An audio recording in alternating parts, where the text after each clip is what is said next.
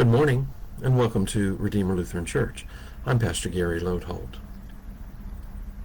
Last week and this week, we've been looking at examples of friendships in the Bible. Last week we focused on King David and 5 ways he expressed and experienced friendship, and this week we are looking a bit wider at other friendships in the Bible. Today, we turn to Jesus.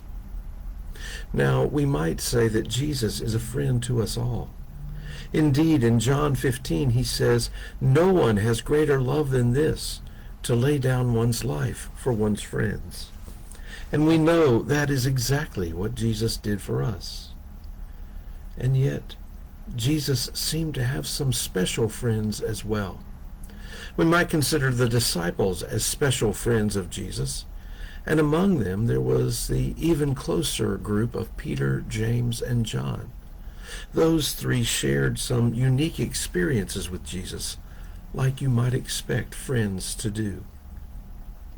But interestingly, the Bible doesn't call the 12, or even this inner group, friends.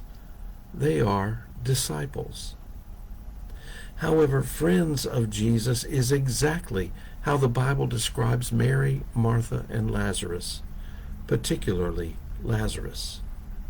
Mary, Martha, and Lazarus were sisters and a brother, and they opened their home to Jesus.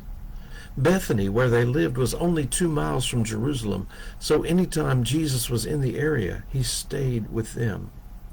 He shared meals in their home, and it is likely that the scene of some of Jesus' controversies with the priests and the scribes and some of the actions that they saw as scandalous happened in the home of Mary, Martha, and Lazarus. You may remember the story of one time when Jesus was in their home teaching, and Martha was busy scurrying about to prepare a meal for the crowd, while Mary sat listening at Jesus' feet. When Martha complained that Mary wasn't helping her, Jesus told her that Mary had chosen the wiser path. She was taking advantage of the opportunity to be with and learn from Jesus. There appears to have been a special bond between this family and Jesus.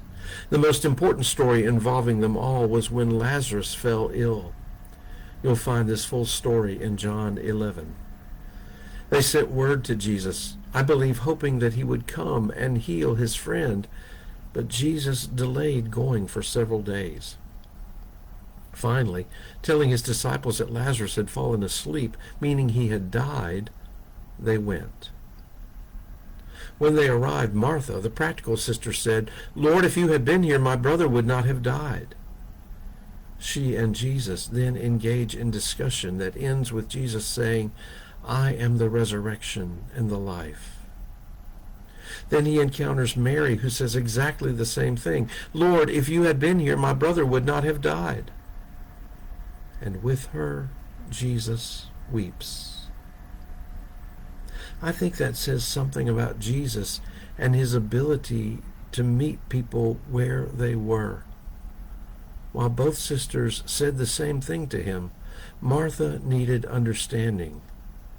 Mary needed to share her grief. Like many of our stories, you know how this one ends. Jesus goes to the tomb and raises Lazarus. What you may never have realized is that this is the precipitating event that leads to Jesus' crucifixion. The priests and scribes who see this leave directly from here and begin to plot together how they can get rid of Jesus. Now, let me back up for just a moment. When they sent word to Jesus that Lazarus had fallen ill, the words they used were, "Lord, he whom you love is ill." He whom you love. That's a sign of friendship. We love our friends, and that love is deep and abiding. Also, many of us know that the Gospel of John refers to the disciple whom Jesus loved, and most of us have been taught that that phrase refers to the disciple named John.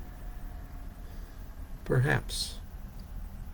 I should also let you know that in recent years, some have begun to wonder if this phrase might refer not to John, but rather to Lazarus. The phrase appears only after the raising of Lazarus, and Lazarus is in the story described as the one whom Jesus loves. No one knows for sure, but it's powerful to think about how the love and friendship of Jesus might have impelled Lazarus to follow Jesus even to the foot of the cross. That's the love and friendship Jesus has for us, too. Thanks for watching, and remember to let this day belong to God.